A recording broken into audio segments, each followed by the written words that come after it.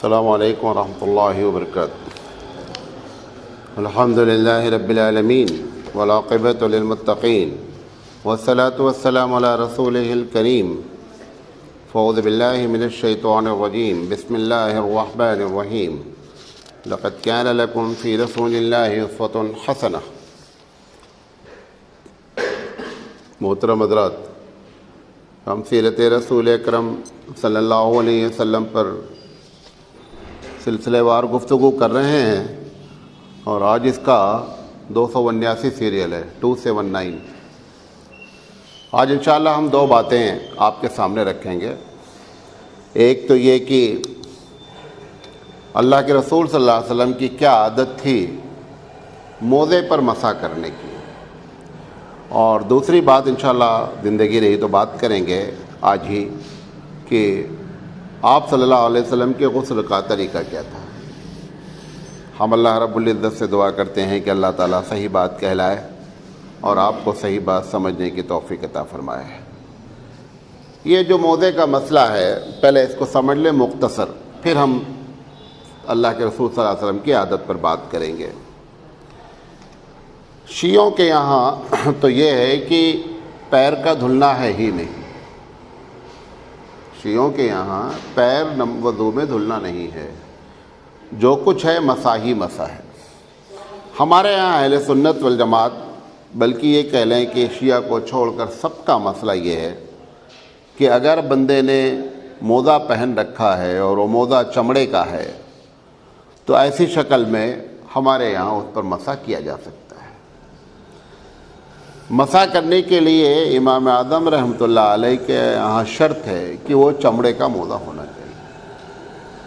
کچھ نئے محققین کی رائے یہ ہے کہ اگر چمڑا نہ ہو اور موزہ اتنا موٹا ہو کہ اگر اوپر سے پانی پھیرا جائے تو پانی کی نمی پیر پر محسوس نہیں ہو تو ایسی شکل میں اس موزے پر بھی مسح کیا جا سکتا ہے، لیکن احناف کا فتویٰ اس پر نہیں ہے، کچھ محققین کا فتویٰ ہے۔ تو اس لیے یہ بات سمجھنے کی ہے کہ موزے پر مسح جو ہے وہ سنت ہے، اور آدمی اگر کرنا چاہے تو کر سکتا ہے۔ بخاری شریف کی روایت ہے کہ نبی کریم صلی اللہ علیہ وسلم چمڑے کے موزے پر مسح کرتے تھے۔ اب یہ بھی بات کہی جا سکتی ہے کہ اس وقت چمڑے کا ہی موزہ ہوتا تھا، لیکن ایک لفظ اور بھی حدیث میں استعمال ہوا ہے جس کے معنی موٹے کپڑے کے بھی ہیں، جورب جسے کہتے ہیں۔ بعض لوگوں نے اس کی تحقیق کی ہے، نہیں صاحب جورب وہ ہوتا تھا لیکن اس کے نیچے جو ہے وہ کپڑے کے نیچے جو ہے وہ چمڑے کا ہلکا سا جو ہے وہ اس میں لگا رہتا تھا۔ بہرحال اللہ کے رسول صلی اللہ علیہ وسلم کی یہ عادت تھی کہ آپ کبھی کبھی سفر کی حالت میں اور کبھی کبھی بغیر سفر کی حالت میں آپ موزے پر مسح کر لیتے تھے۔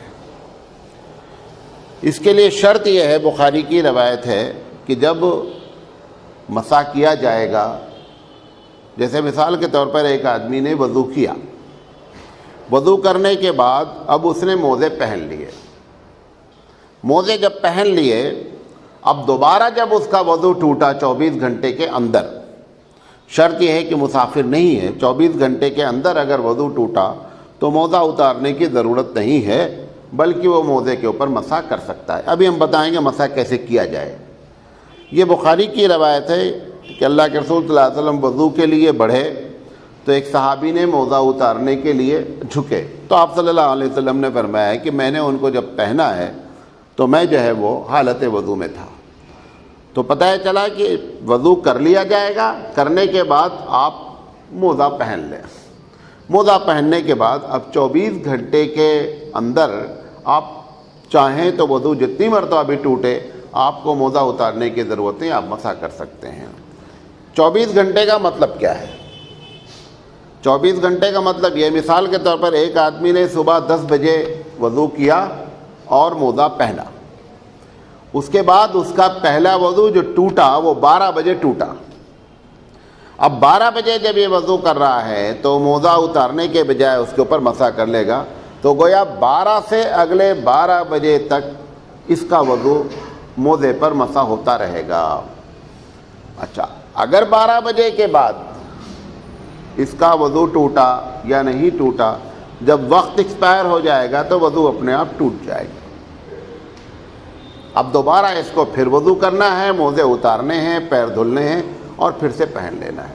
تو 24 گھنٹے کا مطلب موزہ پہننے کا وقت نہیں ہے، اس وضو کے ٹوٹنے کے وقت سے لے کر 24 گھنٹے تک وہ جتنی مرتبہ چاہے وہ پیر نہ دھلے اور بلکہ جو اس کے پر مسح کر سکتا ہے۔ تو اس میں دوسری بات جو بخاری کی روایت ہے اس میں یہ ہے کہ موزہ پہنا گیا ہو اس حال میں کہ بندہ وضو کی حالت میں ہو، بھلے وہ وضو کرنے کے بعد 2 گھنٹے کے بعد اسے یاد آیا کہ میں نے موزہ نہیں پہنا رہا موزہ پہ، تو 2 گھنٹے کے بعد ہی پہن سکتا ہے کیونکہ اس کا وضو ٹوٹا نہیں ہے۔ تو یہ دوسری کنڈیشن ہو گئی۔ پہلی کنڈیشن کیا ہوئی؟ حدیث سے معلوم ہوا کہ پہلی کنڈیشن ہے کہ وہ چمڑے کا ہو، یہ بخاری کی روایت۔ دوسری کنڈیشن کیا ہو کہ جب پہنا ہو تو اس نے وضو کیا ہوا ہو۔ اچھا، اللہ کے رسول صلی اللہ علیہ وسلم سے حضرت علی رضی اللہ تعالیٰ عنہ کی روایت ہے کہ جو لوگ مقیم ہیں، مقیم سے مراد کہ مسافر نہیں ہیں، تو ان کے لیے 24 گھنٹے تک کے کسی وقت بھی وہ چاہیں تو موزے پر مسح کر سکتے ہیں۔ پھر حضرت علی رضی اللہ تعالیٰ، یہ روایت نسائی کی ہے، حضرت علی رضی اللہ تعالیٰ عنہ ہی کی روایت ہے کہ اگر مسافر ہے تو 3 دن تک وہ ایسا کر سکتا ہے۔ تو مقیم کے لیے 1 دن اور مسافر کے لیے 3 دن ایسا وہ کر سکتا ہے کہ پیر دھلنے کے بجائے پیروں پر مسح کرتا رہے۔ یہ ابو داؤد شریف کی روایت بھی ہے۔ مسح کیسے کیا جائے؟ دوسری بات، پیارے حبیب مصطفیٰ صلی اللہ علیہ وسلم کا مسح جو صحابہ نے نقل کیا ہے اس میں یہ ہے، حضرت علی رضی اللہ تعالیٰ عنہ سے روایت ہے کہ آپ صلی اللہ علیہ وسلم پیروں کے اوپر مسح کرتے تھے، نیچے نہیں۔ امام اعظم علیہ الرحمہ سے پوچھا گیا کہ عقل تو یہ کہتی ہے کہ مسح کرنا چاہیے نیچے، کیونکہ گندگی لگی ہوگی تو کہاں لگی ہوگی؟ نیچے لگی ہوگی، لیکن مسح کیا جاتا ہے اوپر۔ تو امام اعظم علیہ الرحمہ نے کہا کہ نہیں، عقل کا تقاضا یہی ہے کہ مسح اوپر کیا جائے۔ انہوں نے جواب یہ دیا کہ مسح کرنے والی کی نیت یہ ہے کہ پیر ہم کو دھلنا نہیں ہے، پانی ہم کو دھلنا نہیں ہے۔ اگر نیچے گندگی لگی ہے خدا نہ خواستہ اور بندے نے ہلکا سا پانی لے کر پھینک دیا اور اس نے پوچھا تو گندگی بڑھا دیا، اس نے گندگی تو کیا ہو گئی؟ مزید بڑھ گئی۔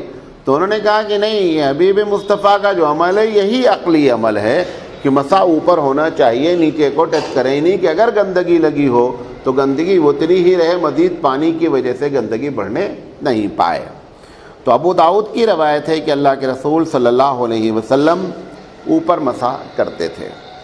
ابن ابی شیبہ کی روایت ہے، مغیرہ بن شعبہ رضی اللہ تعالیٰ عنہ سے یہ روایت ہے کہ اللہ کے رسول صلی اللہ علیہ وسلم اپنی انگلیوں کو داہنے پیر پر داہنے ہاتھ سے انگلیوں کو پھیرتے تھے اور بائیں پیر پر بائیں ہاتھ کی انگلیوں سے پھیرتے تھے، اور اوپر جہاں پہ ٹخنا جسے آپ کہتے ہیں اس ٹخنے کے اوپر تک ہاتھ لے جاتے تھے۔ تو گیا جہاں پہ فولڈنگ ہے پیر کی، اس فولڈنگ کے اوپر تک ہاتھ جو ہے وہ نیچے سے ایسے کھینچ کر کے ایسے کر لیا جائے گا، دائیں ہاتھ سے دائیں پیر پہ اور بائیں ہاتھ سے بائیں پیر پہ۔ یہ نبی کریم صلی اللہ علیہ وسلم کی سنت ہے۔ تو یہ ایک بات یہ معلوم ہو گئی کہ مسافر 3 دن تک کر سکتا ہے اور مقیم 1 دن تک ایسا کر سکتا ہے۔ 3 دن اور 3 رات کی مدت شمار کب سے ہوگی؟ جب اس نے وضو کر کے موزہ پہنا ہے تو وضو ٹوٹنے کے ٹائم سے 30 دن، وضو ٹوٹنے کے ٹائم سے 24 گھنٹے۔ بات سمجھ میں آ گئی؟ تو یہ موزے کا مسئلہ ہے۔ ہم کوشش یہ کر رہے ہیں کہ ہم مسائل کم بیان کریں ان سب چیزوں میں، زیادہ سے زیادہ رسول اکرم صلی اللہ علیہ وسلم کا جو طریقہ ہے ہم اس پر بات کر رہے ہیں۔ کہیں کہیں کچھ ضروری چیزیں آتی ہیں وہ بتا دیتے ہیں۔ دوسری چیز غسل ہے۔ سب کا اتفاق ہے کہ غسل میں 3 چیز فرض ہے۔ اگر یہ 3 چیز نہیں ہوئی تو غسل نہیں ہوگا۔ ایک سب سے پہلی چیز یہ ہے کہ جو اس غسل سے مراد وہ غسل ہے جو ناپاکی کا ہو، چاہے عورت کا ہو اور چاہے مرد کا ہو۔ ایسی شکل میں اس پر سب کا اتفاق ہے کہ 3 چیزیں اس میں فرض ہیں۔ نمبر 1، کلی کرنا، کلی میں بھی بعض لوگوں نے لکھا ہے مستحب ہے کہ غرارہ کرنا، یعنی کلی لے کر کے پانی کو کر کے یہاں تک پانی چلا جائے تو مستحب ہے۔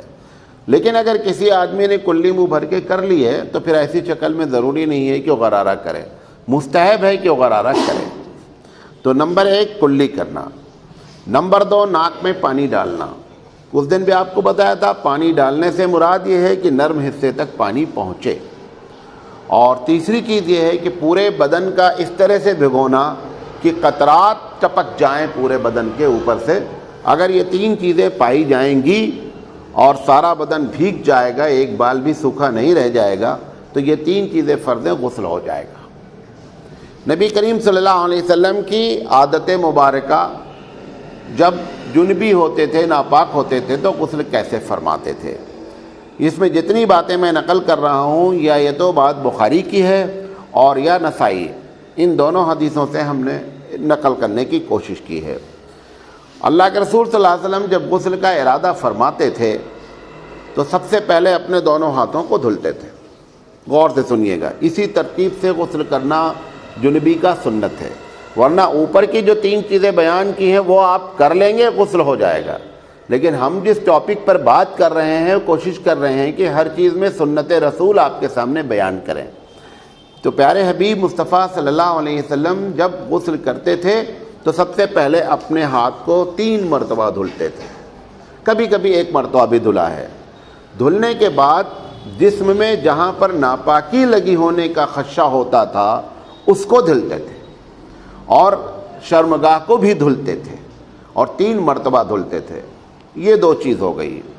تیسری چیز، آپ جیسے وضو نماز کے لیے وضو فرماتے تھے ویسے وضو کرتے تھے، صرف اس میں پیر نہیں دھلتے تھے۔ جیسا آپ کے اس کے پہلے وضو کا جو طریقہ آپ کے سامنے بیان کرنے کی میں نے کوشش کی، اسی انداز میں آپ صلی اللہ علیہ وسلم وضو فرماتے تھے، لیکن پیر نہیں دھلتے تھے۔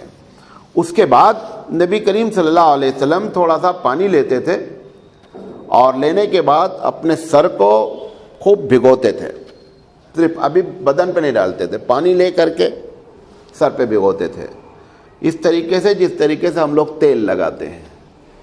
اس کے بعد دوبارہ، کیونکہ آپ صلی اللہ علیہ وسلم کے عموماً بال کیا تھے؟ لمبے تھے۔ نبی کریم صلی اللہ علیہ وسلم نے زندگی میں غالباً 3 یا 4 مرتبہ جو ہے وہ بال اپنے مڈائے ہیں، اس کے علاوہ کوئی صحیح روایت ہمارے پاس آپ کے بال مڈانے کی موجود نہیں ہے۔ اور نبی کریم صلی اللہ علیہ وسلم چھوٹے بال جیسے ہم لوگ رکھتے ہیں ایسے قطعی نہیں رکھتے تھے۔ آپ صلی اللہ علیہ وسلم کے سب سے چھوٹے بال اتنے ہوتے تھے کہ یہ جو کان ہے نا اتنا بڑا، اس کے آدھے کان تک منیمم جو ہے وہ آپ کے بال ہوتے تھے، اور میڈیم میں جب جاتے تھے تو کان کی لو تک آپ کے بال ہوتے تھے، اور جب اس سے بڑا رکھتے تھے تو اس کے نیچے آ جاتا تھا اور شانوں تک بال ہوتا تھا، لما جمہ غفرہ اس کو کہتے ہیں۔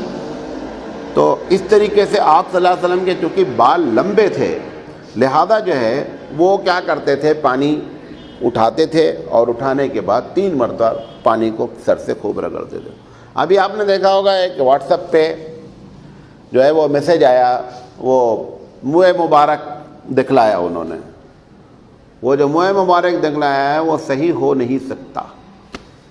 اس کی وجہ یہ ہے کہ اس کی جو لمبائی انہوں نے دکھلائی ہے وہ چوٹی سے بھی بڑی ہے، وہ تقریباً 2 سے 2.5 فٹ ہے، لہذا اللہ کے رسول صلی اللہ علیہ وسلم کے بال کبھی اتنے لمبے رہے ہی نہیں ہیں۔ وہ محض کہیں سے اپنا ٹیپ ٹاپ کر کے جو بھی کیا گیا ہے، رسول اکرم صلی اللہ علیہ وسلم کے بال کی لمبائی زیادہ سے زیادہ شانوں تک تھی۔ وہ جو دکھلایا ہے ویڈیو میں وہ بال صحیح نہیں ہیں۔ جو ہمارے پاس ہندوستان میں منہ مبارک کہا جاتا ہے، اگر کسی کے پاس سند ہے تو وہ ایک متبرک چیز ہے، کیونکہ بخاری کی روایت ہے اللہ کے رسول صلی اللہ علیہ وسلم نے جب حج کیا اور حج کرنے کے بعد آپ نے جب اپنے بال مڈائے تو صحابہ نے کسی بال کو گرنے نہیں دیا، اور جو حجام تھا سامنے والا اس نے داہنی طرف سے شروع کیا، اپنا داہنی نہیں، جس کا بال کٹ رہا اس کا دائنا۔ بعض حجام مسلمان کنفیوز ہوتے ہیں، وہ اپنے دائنے سے شروع کر، ہمارا بایاں ہو جائے گا، جب وہ ہمارے اپوزٹ میں بیٹھا رہے گا تو ہمارا یہ دائنا ہوگا، اس کا یہ دائنا ہوگا، تو ہمارے دائنے سے شروع کرنا، اپنے دائنے سے نہیں۔ تو جب بال کاٹا رسول اکرم صلی اللہ علیہ وسلم کا مونڈا تو وہ بال جو تھے اللہ کے رسول صلی اللہ علیہ وسلم نے پکڑے اور سارے صحابی آگے پیچھے لگے ہوئے تھے، لہذا جس کے ہاتھ میں پڑا وہ بال لے لیا اور بال کا کوئی بال زمین پر گرنے پایا ہی نہیں۔ اس سے یہ معلوم ہوتا ہے کہ اللہ کے رسول صلی اللہ علیہ وسلم کی ایسی چیزیں برکت والی ہیں۔ اور پھر صحیح حدیثوں میں آپ کے سامنے ایک دن میں نے ذکر کیا تھا کہ ام سلمہ رضی اللہ تعالیٰ عنہا جو نبی کریم صلی اللہ علیہ وسلم کی اہلیہ ہیں، انہوں نے ایک نرکل میں پائپ میں بال رکھ رکھا تھا اور جب کوئی بیمار ہوتا تھا تو اسے پانی ڈالتی تھیں اور نیچے کٹورا لگا کر کے پھر پانی کو دے دیتی تھیں۔ لہذا ایسی چیزیں جو ہیں اگر ثبوت سے ثابت ہو جائیں تو ان کی برکت کی صحیح حدیثیں ہمارے پاس موجود ہیں۔ بہرحال یہ بیچ کی بات آ گئی طہر متقلل کی طریقے سے۔ پھر وضو نماز کی طرح فرماتے تھے، فرمانے کے بعد آپ صلی اللہ علیہ وسلم 3 مرتبہ سر پر پانی ڈالتے تھے۔ کبھی ایسا بھی ہوا ہے کہ ایک ہی مرتبہ پانی لے کر کے تیل کی طرح لگا لیا گیا ہے، لیکن عموماً آپ نے 3 مرتبہ پانی ڈالا ہے۔ بعض روایت میں معلوم ہوتا ہے کہ پانی جو لیا وہ دائیں ہاتھ میں لیا اور داہنی طرف کا حصہ ملا، اور بائیں ہاتھ میں لیا اور بائیں طرف کا حصہ ملا۔ یہ سب اس لیے ہوتا ہے کیونکہ بندہ پانی نکال رہا ہے، تو کبھی کسی چیز سے نکالا گیا ہوگا تو ایک ہاتھ میں پانی آئے گا، دونوں ہاتھ میں پانی نہیں آ سکتا، اور اگر بالٹی سے ڈائریکٹ نکال لیا گیا ہوگا تو دونوں ہاتھ سے ہوا ہوگا۔ اس لیے اس قسم کی روایتیں الگ الگ موجود ہیں۔ اس لیے بتا رہا ہوں کہ آپ کو یہ نہیں ہو کہ ایسا کیسے ہے، یہ اس لاجک ہے، اس میں مطلب منطقی بات ہے، نیچرل بات ہے۔ اس کے بعد جب پانی سر پر آپ کے جب پانی ٹپکنے لگتا تھا، یعنی وہ بالوں کے جڑوں سے بھیگ کر کے بالوں کے کناروں سے جب پانی ٹپکنے لگتا تھا تو آپ صلی اللہ علیہ وسلم پھر اپنے داہنی ہاتھ طرف پانی ڈالتے تھے۔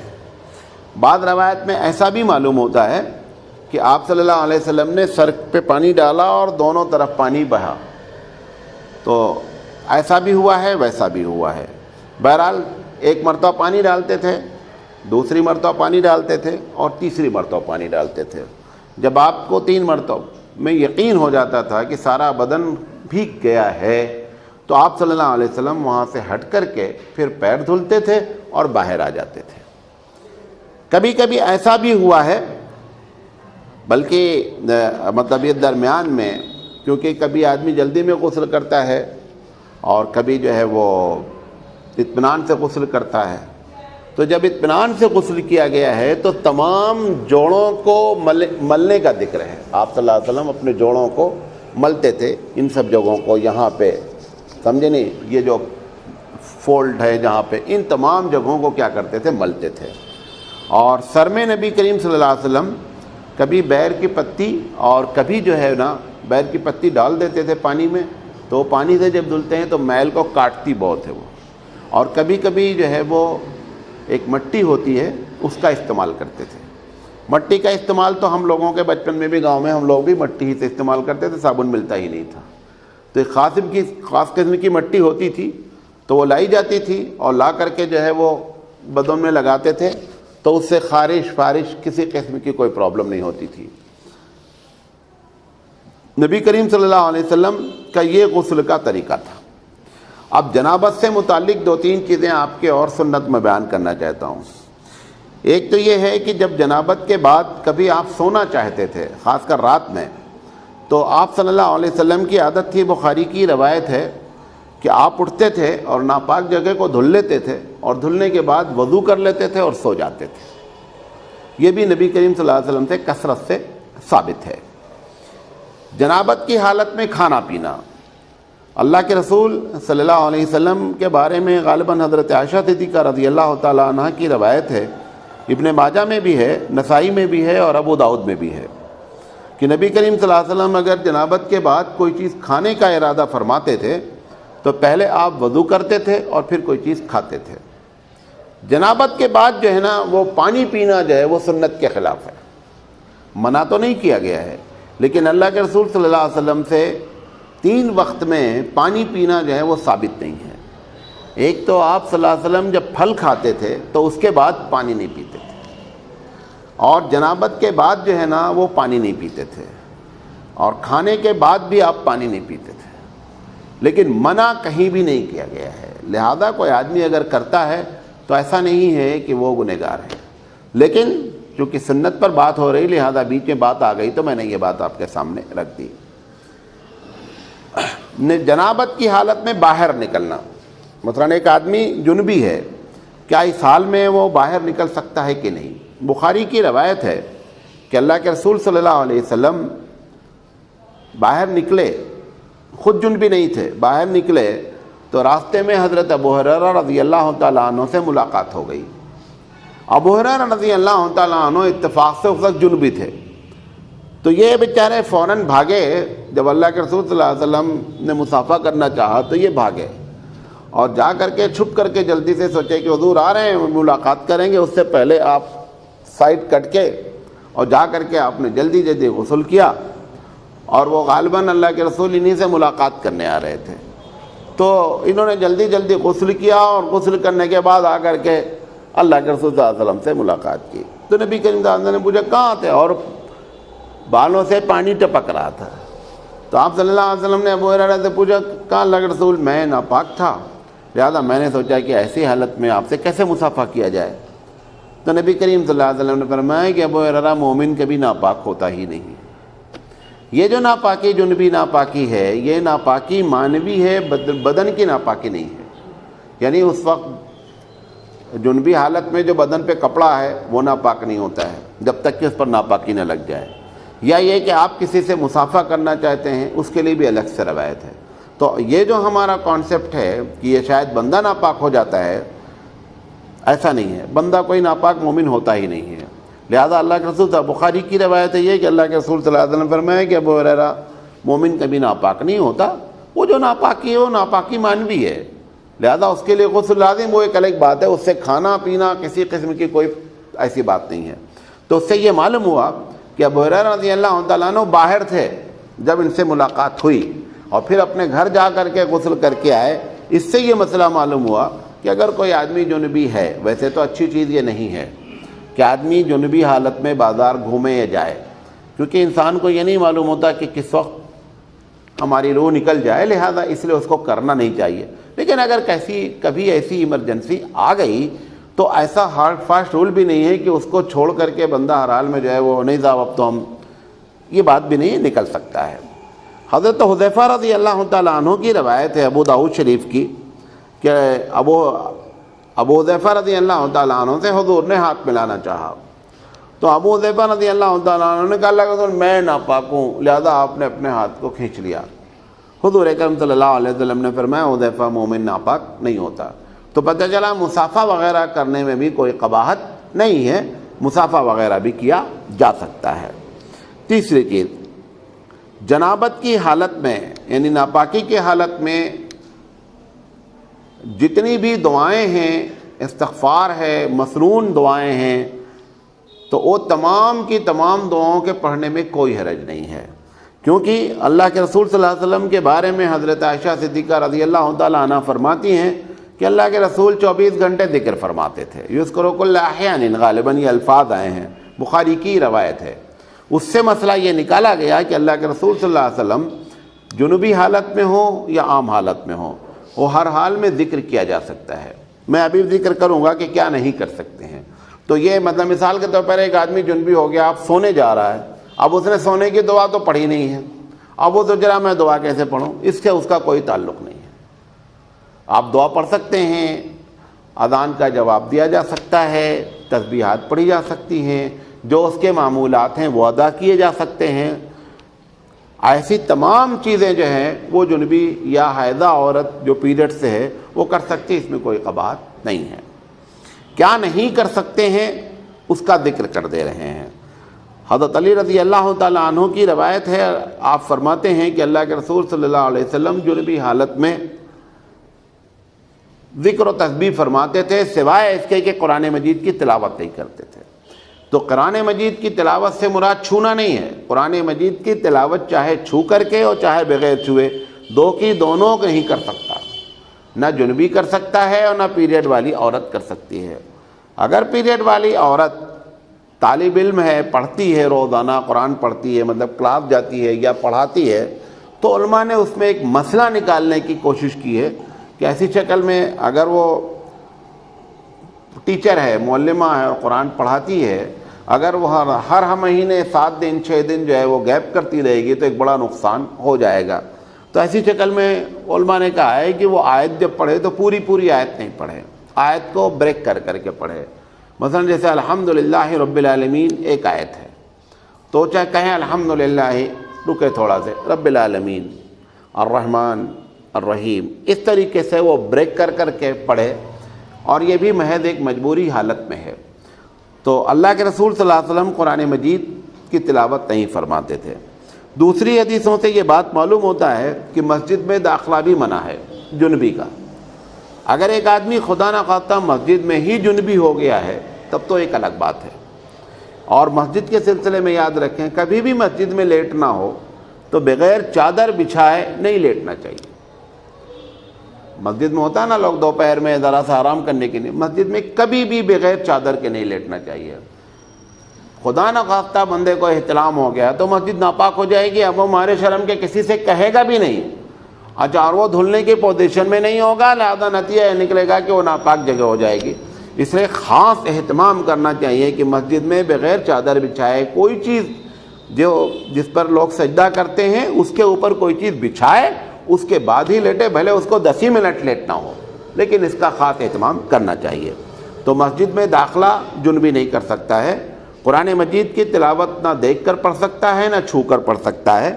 اسی طریقے سے طواف بیت اللہ نہیں کر سکتا ہے. جن عورتوں کو حج کے ایام میں ایسی کیفیت ہو جاتی ہے تو سارے حج کے اعمال کرنا ممکن ہے, لیکن وہ بیت اللہ میں داخل نہیں ہو سکتی ہے.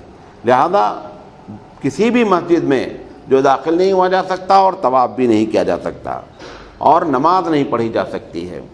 روزہ رکھا جا سکتا ہے. اگر ایک آدمی حالت ناپاکی کی حالت میں ہو گیا, چاہے وہ صبح کے وقت ہو گیا یا دوپہر میں ہو گیا, تو اس کے روزے سے اس کے اوپر کوئی فرق نہیں پڑتا, روزہ کنٹینیو کیا جا سکتا ہے. تو ان چیزوں کا اہتمام کرنا چاہیے, اور جنبی حالت میں ان چیزوں سے بچنے کی ضرورت ہے. اچھا, اس کے بعد میں آپ کے سامنے ایک بات یہ رکھنا چاہتا ہوں کہ صحیح حدیثوں سے غسل کب کرنا مستحب ہے. مستحب نہیں, مسنون ہے. مستحب الگ چیز ہے, مسنون الگ چیز ہے. کہ اللہ کے رسول صلی اللہ علیہ وسلم سے کب غسل کرنا ثابت ہے, تو نبی کریم صلی اللہ علیہ وسلم نے حکم بھی دیا ہے, اور آپ کی عادت مبارکہ بھی ہے. بخاری شریف کی روایت ہے کہ اللہ کے رسول صلی اللہ علیہ وسلم جمعہ کے دن غسل فرماتے تھے. اچھا, اگر خدا نخواستہ ایک آدمی جمعہ کے دن جنبی ہو گیا, کیونکہ آپ کو معلوم ہے کہ جمعہ کے دن صحبت کرنا بھی جو ہے وہ بعض لوگوں نے لکھا ہے مستحب ہے. تو اگر ایک آدمی جنبی ہو گیا, اب وہ صبح کا غسل اس نے کیا, کیونکہ اس کو فجر کی نماز پڑھنی ہے, کیونکہ اگر مسلمان ہوگا تو فجر کی نماز پڑھے گا. اب وہ جو غسل اس نے کیا ہے, تو اس غسل کے بعد جمعہ کے لیے الگ سے غسل کرنے کی ضرورت نہیں ہے. اگر وہ چاہے تو وہی جو اس کا جمعہ کا غسل ہے, کیونکہ جمعہ کا ڈے شروع ہو چکا ہے جمعرات کی مغرب سے ہی, لہذا اگر اس نے جنبی ہوا اور وہ اس نے فجر سے پہلے نہا لیا تو جمعہ کے غسل کی سنت بھی وہ ادا ہو جائے گی. بعض لوگوں نے کہا ہے کہ وہ اس وقت اس کی بھی نیت کر لے, اور اگر جمعہ کے الگ سے غسل کر لے تو خیر بہت اچھی بات ہے. لیکن اگر پانی کا اسراف سے بچنے کے لیے بہتر یہ ہے کہ آدمی ایک غسل پر قناعت کرے تاکہ پانی کا اسراف کم ہو. ایک بات آپ کو اور بتائیں, میاں بیوی کا ایک ساتھ بھی غسل کرنا سنت ہے. کیا ہے کبھی؟ ساری سنت کرتے, یہ بھی سنت ہے. اللہ کے رسول صلی اللہ, ہم کیوں ہم پریشان ہو رہے ہیں؟ ہم یہ سمجھ رہے ہیں کہ کپڑا اتار کر ہی غسل کرتے تھے. عربوں کا کلچر ہی کپڑا اتار کر غسل کرنا نہیں تھا. آج بھی ہم لوگوں کے علاقے میں ہندو عورتیں باہر غسل کرتی ہیں, کپڑا نہیں اتارتی ہیں, پورا کپڑا پہنے رہیں گی, غسل کرتی رہیں گی. تو کپڑا پہن کر ہی غسل کرتی تھی. لہذا صحیح روایتوں میں, سیاستہ کی ایک دو نہیں کئی روایتوں میں لکھا ہوا ہے. مولوی صاحب نے جو سنن لکھا ایک کتاب, اس میں اس کا ذکر نہیں کیا ہے, حالانکہ سنت ہے. کم سے کم زندگی میں ایک مرتبہ ضرور ایسا کر لینا چاہیے سنت کی نیت سے. مولانا تھانوی رحمۃ اللہ علیہ سنت کے بڑے پابند تھے. تو حضور اکرم صلی اللہ علیہ وسلم کی سواریوں میں سے گدھے کی سواری بھی ثابت ہے کہ آپ صلی اللہ علیہ وسلم نے گدھے پر بھی سواری کی ہے صحیح روایتوں میں. تو مولانا تھانوی رحمۃ اللہ علیہ کے جا رہے تھے غالباً تانگے پہ بیٹھے ہوئے تھے، تو وہ گدھا نظر آ گیا، دھوبی صاحب اس کے ساتھ تھا، تو دھوبی سے کہا کہ بھئی ہم کو اس پر بیٹھنے کا بڑا شوق ہے، ہم کو اس پر بیٹھال دیجئے۔ تو مولانا نے سنت کی نیت سے وہ جو تانگا تھا، تانگا سمجھتے ہیں جس میں گھوڑا لگا ہوتا ہے، تو اس کو چھوڑ دیا تھوڑی دیر کے لیے، اور 10-5 منٹ گدھے پر بیٹھ کر کے اور آپ نے اپنے سفر کو جاری رکھا۔ لہذا سنت یہ ہے، اور اس لیے بتائیں کہ آپ کو یہ سنت معلوم نہیں ہے۔ اچھا، بات یہ چل رہی ہے کہ کس دن جو ہے وہ کب غسل کرنا مسنون ہے۔ تو ایک چیز جو بتائی میں نے، کیا بتائی؟ جمعہ کے دن۔ دوسری روایت ابن ماجہ کی ہے جس میں عیدین کے دن غسل کرنا سنت ہے۔ اسی طریقے سے اگر جمعہ اور عیدین اکٹھا ہو جائیں، جیسے میں نے بتایا جنبی، اور اگر جمعہ اور عیدین اکٹھا ہو گئے، ایک ہی دن ہو گئے، تو ایک غسل اگر جمعہ کا کر لیا جائے یا عیدین کا کر لیا گیا، یقینی بات ہے عیدین پہلے ہوں گی، تو عیدین کی اگر غسل کر لیا گیا، اسی میں جمعہ کی نیت بھی کر لی جائے تو دونوں کی سنت ادا ہو جائے گی، مزید جو ہے وہ جمعہ کے غسل کرنے کی ضرورت نہیں ہے۔ تیسری چیز ابن ماجہ کی روایت ہے کہ عرفات کے دن غسل کرنا، جو لوگ حاجی ہوتے ہیں اور زوال سے پہلے، زوال کے بعد عرفہ شروع ہو جاتا ہے، سارے لوگ عرفہ میدان میں ہوتے ہیں، لہذا اگر اس سے پہلے کوئی آدمی غسل کرے تو یہ بھی غسل جو ہے مسنون ہے۔ حج یا عمرے کے بعد امام اعظم رحمۃ اللہ علیہ کے نزدیک خاص کر غسل کرنا مسنون ہے۔ اور 5ویں جگہ جو ہے وہ ہے حجامت بنانے کے بعد غسل کرنا۔ حجامت سمجھتے ہیں کیا؟ ہاں، اسی لیے تو پوچھا نا، حجامت کے معنی یہ نہیں ہے۔ عربی میں جب حجامت بولی جاتی ہے تو اس سے بال کی کٹنگ اور شیونگ نہیں ہوتی جو آپ داڑھی مڈاتے ہیں، اس کو حجامت نہیں کہتے ہیں۔ عربی میں حجامت کہتے ہیں ایک قسم کا پچنا لگانا ہوتا ہے۔ آپ نے دیکھا ہوگا آج کل اس پر تھوڑی سی بڑی ریسرچ ہو رہی ہے۔ ایک دن ایک صاحب یہاں اسپیشلسٹ آئے تھے، میں نے بات کی تھی، تو وہ کیا کرتے ہیں کہ تھوڑا سے ہاتھ پہ یا کہیں بلیڈ سے ہلکا ہلکا کرتے ہیں، خون نظر نہیں آتا، پھر اس کو کیا کرتے ہیں، سک کرتے ہیں۔ میں نے کئی مرتبہ کروایا ہے۔ اگر جیسے خاص کر جو یہ گانٹھ کے جوڑ ہوتے ہیں، جن لوگوں کے پیروں میں جوڑ ہوتا ہے، اگر اس کے اسپیشلسٹ ہوں تو اس پہ اگر کر کے سک کر لیا جائے تو خون کھینچ لیتا ہے۔ اس کو جو ہے وہ پچنا کہتے ہیں اور حجامت کہتے ہیں۔ اردو والی حجامت دوسری ہے، یہ عربی والی حجامت ہے۔ تو ایسی شکل میں اس حجامت کے بعد بھی جو ہے وہ غسل کرنا کیا ہے، سنت ہے۔ یہ 5 چیزیں تو صحیح روایتوں سے ثابت ہیں کہ غسل کرنا مسنون ہے۔ بہت سے لوگوں نے مستحب غسل لکھا ہے، لیکن مجھے حدیث صحیح نہیں ملتے کہ لہذا میں ان کا ذکر نہیں کر پا رہا ہوں۔ فقہ کی کتابوں میں اور بھی بہت سی چیزوں کو چاروں ائمہ نے لکھ رکھا ہے۔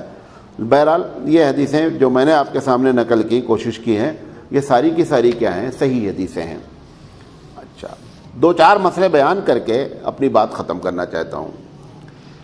یہ جو عورتیں ہیں، حضرت عائشہ صدیقہ رضی اللہ تعالیٰ عنہ کے سامنے حضرت عبداللہ بن عمر کا ایک فتویٰ نقل کیا گیا۔ حضرت عبداللہ بن عمر رضی اللہ تعالیٰ عنہ نے ایک فتویٰ دیا کہ ایک عورت ناپاک ہے اور اس نے چوٹی گوند رکھی ہے اور چوٹی ٹائٹ ہے، کھلا نہیں ہے بال، مطلب چوٹی لگی ہوئی ہے، تو عبداللہ بن عمر رضی اللہ تعالیٰ عنہ نے کہا کہ جب وہ غسل کرے گی تو لازم ہے چوٹی کھولے اور پورا بال دھوئے۔ حضرت عائشہ صدیقہ رضی اللہ تعالیٰ عنہ تو فقیہ بھی ہیں، محدث بھی ہیں، عالمہ بھی ہیں، تو حضرت عائشہ صدیقہ رضی اللہ تعالیٰ عنہ کا یہ مسئلہ عبداللہ بن عمر کا کسی نے جا کے کوٹ کیا کہ حضرت ایسا بیان فرماتے ہیں کہ لازم ہے چوٹی کھولی جائے، تو انہوں نے حضرت عائشہ نے کہا کہ عجیب بات وہ کہتے ہیں۔ انہوں نے کہا ایک دم غلط کہتے ہیں وہ، بلکہ عورتیں جن لوگوں کی چوٹیاں بندھی ہوئی ہیں، اللہ کے رسول صلی اللہ علیہ وسلم نے فرمایا کہ اگر وہ غسل کرنا چاہتی ہیں تو اپنے بالوں کی جڑوں کو بھگو لیں، تو چوٹی کا کھولنا ضروری نہیں ہے۔ اس میں لاجک یہ ہے، اس دن بھی آپ کو یہ بات بتائی تھی کہ یہ جو بال لٹکتے رہتے ہیں ان کا دھلنا وضو میں بھی لازم نہیں ہوتا ہے۔ جو ان بالوں کی جڑیں ہوتی ہیں نا، ان جڑوں کا بھیگنا اور ان کا دھلنا لازم ہوتا ہے۔ تو چوٹی جو لٹک رہی ہے وہ ارسال کے حکم میں ہے، لہذا اگر ان کی جڑوں میں پانی پہنچا دیا گیا تو سنت ادا ہو گئی اور فرائض بھی ادا ہو گئے۔ لہذا ایک مسئلہ تو یہ بتانا آپ کو ضروری ہے۔ دوسری چیز یہ تھی کہ ایک آدمی نے غسل کیا اور وہاں سے غسل خانے سے نکل آیا، اس کے بعد اسے معلوم ہو یار وہ فلاں جگہ بھیگی ہی نہیں ہے، تو ایسی شکل میں اب لازم نہیں ہے کہ دوبارہ جا کر کے پورا غسل کرے، ابھی اگر اس کے بدن بھیگے ہوئے ہیں وہ اتنا پارٹ وہ دھل لے تو غسل کمپلیٹ ہو جائے گا، مزید اس کو غسل کو پورے ریپیٹ کرنے کی ضرورت نہیں ہے۔ تیسری چیز اسی طریقے سے اگر ایک آدمی نے غسل کیا، چاہے مرد ہو یا عورت ہو، غسل کرنے کے بعد اس کو محسوس ہوا کہ شرمگاہ سے کوئی چیز اور ٹپک گئی، تو ایسی شکل میں وضو آپ کا ٹوٹا، غسل کرنے کی ضرورت نہیں ہے، تو لیکن وضو ٹوٹ جائے گا، لازم ہے کہ اب پھر وضو کیا جائے، ورنہ جو وضو ہم نے غسل میں کیا ہے وہ وضو کافی ہے، مزید آگے وضو کرنے کی ضرورت نہیں ہوتی۔ بعض لوگ کہتے ہیں کہ نہیں صاحب گھٹنا کھلنے سے وضو ٹوٹ جاتا ہے، گھٹنا کھلنے سے وضو ایک دم نہیں ٹوٹتا، یہ بندوں نے اپنی طرف سے بنا رکھا ہے، یہ توریت کا مسئلہ ہے۔ عورت سمجھتے نا، ساری دنیا کی عورتوں نے مل کر ایک کتاب لکھ رکھی ہے جو اویلیبل نہیں ہے، لوگوں کو بائی ہارٹ ہے، تو یہ عورت کے مسئلے ہیں کہ اگر گھٹنا کھلے گا تو وضو ٹوٹ جائے گا۔ بعض لوگ کہتے ہیں کہ کسی کو ننگا دیکھ لیں گے تو وضو ٹوٹ جائے گا، ارے ننگا بدماش ہوئے، تمہارے وضو سے کیا تعلق اس کا ہے؟ اب اگر ہم کو کسی کا وضو توڑنا رہے تو ستا کے مارے۔ کبھی کبھی بعض لوگ بیچارے پاگل ہوتے ہیں، مسجد کے کنارے ٹہل رہے ہیں تو سارے جتنے نمازی جمعہ میں جائیں گے تو بڑا مسئلہ کھڑا ہو جائے گا۔ تو یہ سب لوگوں نے اپنی طرف سے جو ہے وہ بیان کر رکھا ہے، اس کا شرعی لحاظ سے کوئی حکم نہیں ہے۔ یہ باتیں آپ کے سامنے رکھنی تھی۔ اللہ تعالیٰ سے دعا ہے کہ اللہ تعالیٰ سنت پر عمل کرنے کی توفیق عطا فرمائے۔ وآخر دعوانا ان الحمد للہ رب العالمین۔ کل جمعہ جو ہے وہ کونی مسجد میں ہے۔